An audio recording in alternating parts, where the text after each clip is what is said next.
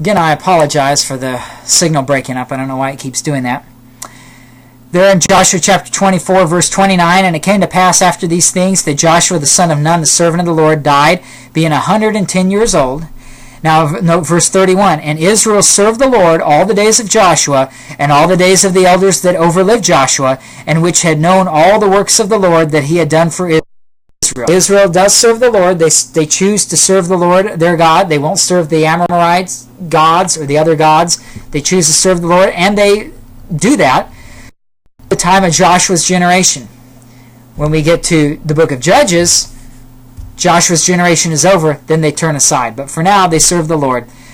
Verse 32 is interesting. It says, and the bones of Joseph, which the children of Israel brought up out of Egypt, buried they in Shechem in a parcel of ground which Jacob bought of the sons of Hamor, the father of Shechem, for 100 pieces of silver, and it became the inheritance of the children of Joseph.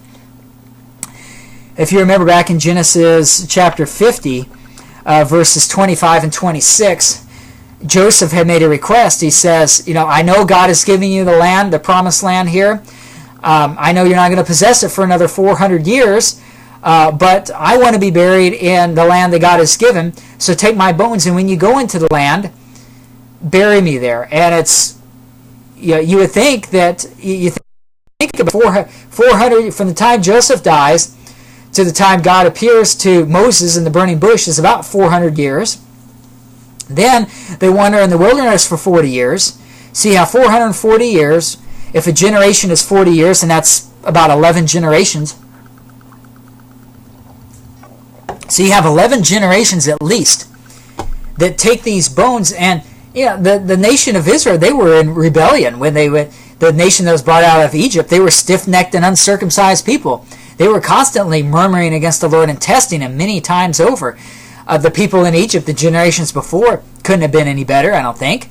So, but yet, for 440 years, maybe 450 years at this point or so, they've carried these bones of Joseph around with them, and they've preserved them, and they end up burying them there in Israel. It's just fascinating that you'd have these rebellious generations who actually do what Joseph told them to do. Too bad they wouldn't fulfill what God told them to do. So that's the end of the book of Joshua. It ends on a good note. They were good. They possessed the promised land. They're obeying the Lord's commands. Everything's going good. When you get to the book of Judges now, Judges is really a cycle of serving the Lord and then serving other gods. And then serving the Lord and serving other gods. What happens is they're serving the Lord, then they fall astray and they start serving other gods. And then God punishes them. That's that first cycle of chastisement mentioned in Leviticus chapter 26. And other nations end up taking them captive. And they're in captivity for several years at least. And then they murmur against the Lord, they complain, and they ask God to deliver them. And so then God raises up a deliverer, delivers them, and then the land has rest for usually 40 years.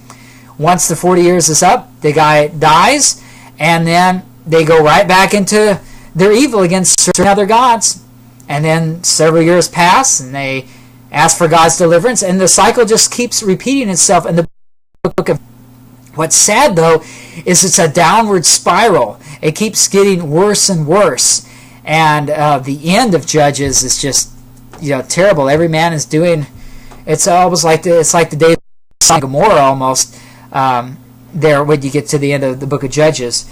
So that's the cycle, what happens. And it seems like what you always see with the nation of Israel, and I think it's just human nature, and we see this with the case with men today, is that you see people will follow, instead of following the Lord and what he says to do. Of course, there's always a faithful remnant that will always follow the Lord no matter what. The vast majority of people, they end up following a man. And they do what the man says. So you see, Joshua was serving the Lord, encouraged the people to serve the Lord, so that's what they did.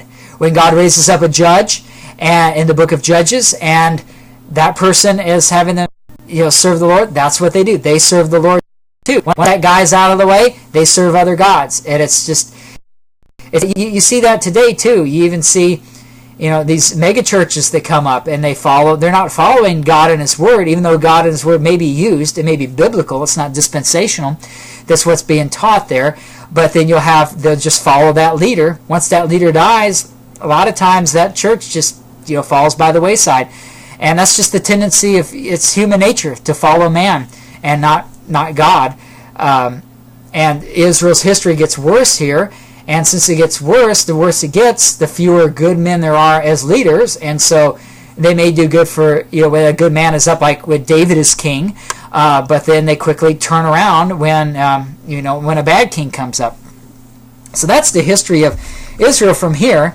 And so unfortunately it only gets worse from here. But that's where we are in the book of Judges. Chapter 1 really gives you some summaries of what's been going on in the book of Joshua. Judges chapter 2 is just a basic summary of what happens in the book of Judges. We'll start there in verse 1. Judges chapter 2 verse 1. And an angel of the Lord came up from Gilgal to Bochim and said, I made you to go up out of Egypt, and have brought you unto the land which I swear unto your fathers. And I said, I will never break my covenant with you, and you shall make no league with the inhabitants of this land. Ye shall throw down their altars, but ye have not obeyed my voice. So what have they done here? Remember, at the end of Joshua, we saw that they were doing everything that God told them to do. Now they have done, if they haven't obeyed his voice, the two things that they've done then is they've made leagues with the inhabitants of the land. They were supposed to utterly destroy them. They didn't. They weren't doing this at the time of Judges. Remember, there was some land that they were still to possess. So possessing them and utterly destroying them as God had commanded, they are making leagues with these people. And they're not throwing down their altars. They let the whole point of it is God telling them to utterly destroy the people in the promised land is that God has already judged them. They're serving other gods. They're involved in that satanic rebellion with giants in the land that we saw in Genesis chapter 6, the sons of God mixing with the daughters of man. That's what had happened in the land of Canaan, and God had judged them and said utterly destroy them, but they're not doing that. Israel here in the book of Judges, they are making leagues. They are keeping those other gods, and because of that, verse 3, wherefore I also said, I will not drive them out from before you, but they shall be as thorns in your sides, and their gods shall be a snare unto you. So they're not destroying those other gods, so they'll end up worshiping those other gods. Now note what happens here. It's very interesting, and if you're reading through quickly, you might miss it. Verse 4 there, it says, so in other words, the angel of the Lord came, and he pronounces this against them and saying, you're disobeying God. Why are you doing this? So look at their reaction. Verse 4, and it came to pass, when the angel of the Lord spake to all the children of Israel, that the people lift up their voice and wept. And they called the name of that place Bochim, and they sacrificed there unto the Lord. Now wait a minute here. Remember, God had promised, or God had told them, you only sacrifice in the place where I dwell. And that place that we saw back in Joshua chapter 18 was Shiloh. So God's temple is in Shiloh. Here they are in, Bochim. Bochim isn't Shiloh. It's a different place. And yet they're sacrificing unto the Lord. Why are they doing this? Why are they disobeying God's command here? Well, probably what's going on is you had the angel of the Lord appeared there. And so they're thinking, this is the place where we saw the angel of the Lord. So let's sacrifice here, and let's serve the Lord here. This is completely contrary to God's command to only sacrifice in Shiloh. That's where God would dwell. That's where they should go. But they do it here probably because the angel of the Lord appeared unto them. Unfortunately, 2 points here I wanted to make. Number one is you can see how Israel is in disobedience because of their reaction. Remember what we saw back in Joshua chapter 22 when that witness altar was built by the 2.5 tribes. The 9.5 tribes saw that and right away said, you're not supposed to sacrifice in a different place. We're going to come and we're going to make sure you don't do this anymore. We're going to have to come into our land, or we're going to have to kill you if we have to, because you're disobeying God's command. And here they're doing sort of the opposite. They're not only are they not they're not upset about someone building an altar, but they're actually building an altar unto the Lord where God had commanded they shouldn't build it. And really what it is it's the establishment of religion. It's not unlike, the second point I want to make, it's not unlike what day. You have sometimes, there have been several instances where you've had an apparition of the Virgin Mary comes up in a field or in a piece of toast or on a chair or wherever. And what do you have? You have people setting up their little candles and their incense, or they're setting up their pictures of Mary, and they'll come hundreds of miles in pilgrimage to there so they could sit with Mary. And so that's what this reminds me of. It's something that, in that case they see Mary, so let's go and worship. Well, here they see the angel of the Lord appears unto them, and they're going there and they're worshiping and they're sacrificing. And it's just religion. It's an abomination unto the Lord. They're going against God's command. But it shows you the state that the nation of Israel is getting into. Where, in contrast, back in Joshua, they served the Lord, they obeyed His commands. Now they're instituting religion, and they're saying in the name of, and they think they're okay because they're saying that they serve in the Lord, but they're not really. Verse 10, chapter 2, verse 10. Tells you that, says, and also all that generation were gathered unto their fathers, and there arose another generation after them, which knew not the Lord, nor yet the works which He had done for Israel. And the children of Israel did evil in the sight of the Lord, and served Balaam. So they're serving other gods. Verse 12, and they forsook the Lord God of their fathers, which brought them out of the land of Egypt, and followed other gods, of the people that were round about them, and bowed themselves unto them, and provoked the Lord to anger. So you have them. Number one, they're establishing religion, and so the people who are saying, I'm serving the Lord, they're not really, because they're serving Him in a place that God had told them not to. It's not where God dwells. It's not where His temple is. And number two, the people who aren't serving, they're just flat out in rebellion. They're in idolatry. They're serving Baal. So it's not a good situation here. So God punishes them. Verse 14, the anger of the Lord was hot against Israel, and He delivered them into the hands of spoilers that spoiled them. And He sold them into the hands of their enemies round about, so that they could not any longer their enemies. Whithersoever they went out, the hand of the Lord was against them for evil, as the Lord had said, and as the Lord had sworn unto them, and they were greatly distressed. So God had said to that nation, that generation that came after Joshua, there's still much land to possess, you should go in and possess it. But because they disobey the Lord, not only are they not possessing that land, but they're being captive. They're taken captive into the hands of spoilers that are coming. And that's just part of that first cycle of chastisement there, where God is punishing them in hopes that they will return to the Lord and not serve these other gods.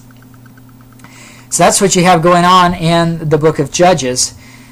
Verse 16, nevertheless the Lord raised up judges, which deliver them out of the hand of those that spoil them. So they're still God's chosen people. God is still, He is long-suffering. He's still willing to give them a chance. And so He punishes them, and now in the hopes that they will see the error of their ways, they will serve the Lord their God only instead of serving other gods. And so then He raises up judges to give them deliverance. If they're delivered, then maybe they will serve the Lord. They don't do that, though, unfortunately. Chapter 3, verse 5, it says, the children of Israel dwelt among the Canaanites, Hittites, Amorites, Perizzites, Hivites, and Jebusites. And they took their daughters to be their wives, and gave their daughters to their sons, and served their gods. So they're mingling with these people. They're supposed to utterly destroy them. They're mingling with them. They're serving other gods. Verse 7, and the children of Israel did evil in the sight of the Lord, and forgat the Lord their God, and served Balaam and the groves. Therefore the anger of the Lord was hot against Israel, and He sold them into the hand of this king. And the children of Israel served this king 8 years. So God punishes them again. They're in a captivity. They're having to serve this king. After 8 years, verse 9, when the children of Israel cried unto the Lord raised up a deliverer to the children of Israel, who delivered them. Verse 10, and the Spirit of the Lord came upon him, and he judged Israel, and went out to war, and the land delivered this king of Mesopotamia into his hand, and his hand prevailed against that king. And the land had rest 40 years, and Othniel the son of Kenaz died. So Othniel was the first judge raised up, and he, like I mentioned before, the cycle judges where Israel does evil, they're in captivity, they ask God for deliverance, God raises somebody up, gives them deliverance, they have rest for 40 years, and then they go back and do evil again. Verse 12, the children of Israel did evil again in the sight of the Lord. So this cycle just continues in Judges, and it just gets worse. What's interesting, though, I wanted to point out is that you have these people that God raises up to deliver Israel. But also notice that this is the book of, it's not the book of deliverers, it's called the book of judges. And notice in verse 10, the Spirit of the Lord came upon him, and he does two things. It says, and he judged Israel, and number 2, he went out to war.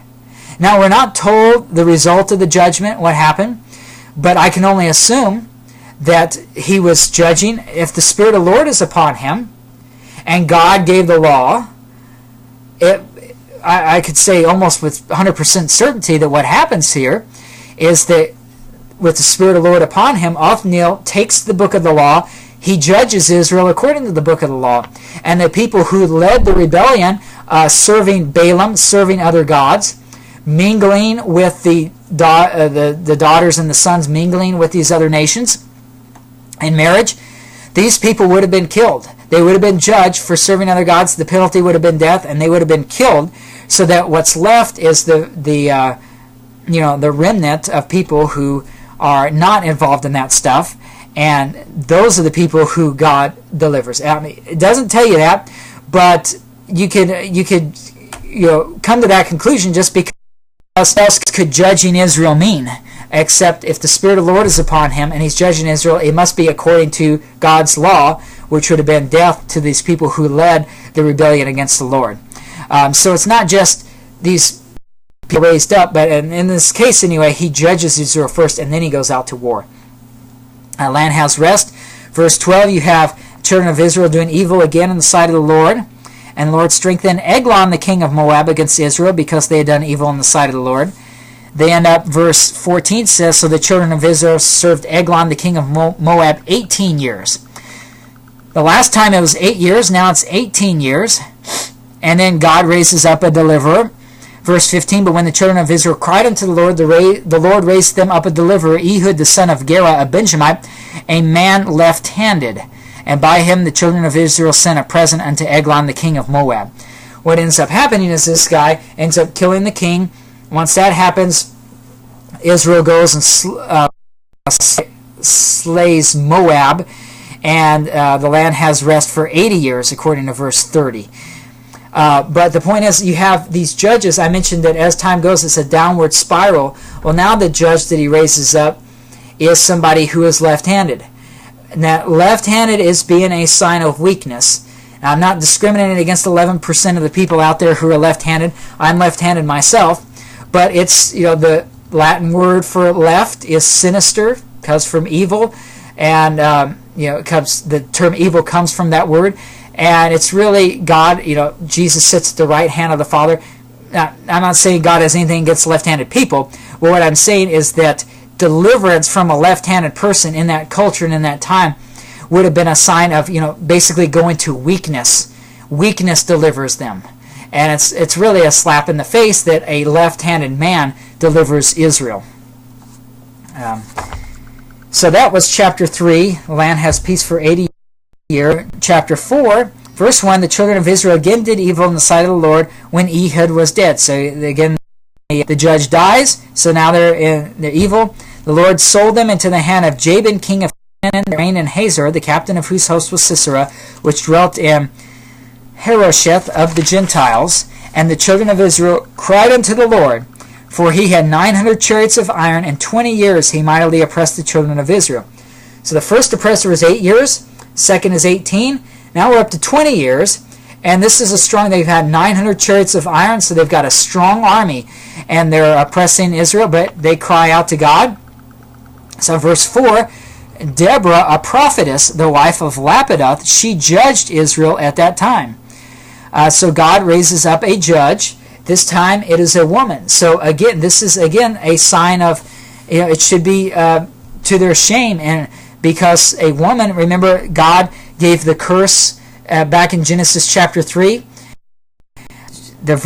chapter 3, verse 16, he told Eve, because you have been deceived by the serpent, your husband shall rule over you. And God establishes that line of authority that the wife is to submit to the husband, that the man is over the woman. And so, but yet, that's not what Israel is doing here. They're not going to a man to judge, they're going to a woman. And it appears the reason is because they have gone so far into their evil that they don't have a strong man that is of the Lord who would judge them. So you go from having a man to a left-handed man, and now you're going to a woman judging Israel, going against the order that God had established in Genesis chapter 3. But yet, that's the best they could do, it seems like, because you have her, when God's going to deliver Israel, there in verse 6, Judges chapter 4, verse 6, Deborah sends and called Barak, the son of Abinoam, Naphtali, and said unto him, Hath not the Lord God of Israel commanded, saying, Go and draw toward Mount Tabor, and take with thee 10,000 men of the children of Naphtali and of the children of Zebulun? And I will draw unto thee to the river Kishon Sisera, the captain of Jabin's army, with his chariots and his multitude, and I will deliver him into thine hand. So you have God speaking through the judge Deborah and saying, okay, Barak, you go lead the army here. God's going to deliver you. Now look at Barak's reaction. Verse 8, Barak said unto her, Well, if thou wilt go with me, then I will go. But if thou wilt not go with me, then I will not go. And it really shows the state there of that there were nothing but a bunch of weak men at this time.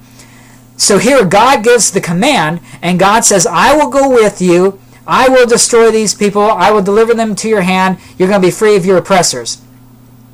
God going with Barak isn't good enough. He needs a woman to go with him. He needs Deborah to go and fight his battles with him. He says, God going with me, that's not good enough. But if you go with me, then we'll be okay. And it really shows the weakness of the men at that time, that they're in utter idolatry. They're serving other gods. They're not serving the Lord God, that he has to bring up a woman to judge Israel, and then the best man they could find is someone who won't even go without her going. So she ends up going, and but she has to take the lead. So they go along, and now it's time to destroy, and Barak isn't doing a thing. Verse 14, Deborah has to urge him on. Deborah said unto Barak, Up! For this is the day in which the Lord hath delivered Sisera into thine hand. Is not the Lord gone out before thee? So Deborah has to say, get a move on, Barak. You got to lead this army, not me. God's called you. He's delivered him into your hand. You're going to be free of your oppressors. Go and do it. So the last part there of verse 14. So Barak went down from Mount Tabor, and 10,000 men after him. And the Lord discomfited Sisera and all his chariots and all his host with the edge of the sword before Barak, so that he lighted down off his chariot and fled away on his feet. So everybody is killed there except for the king Sisera. And then Sisera ends up going into the tent, verse 17.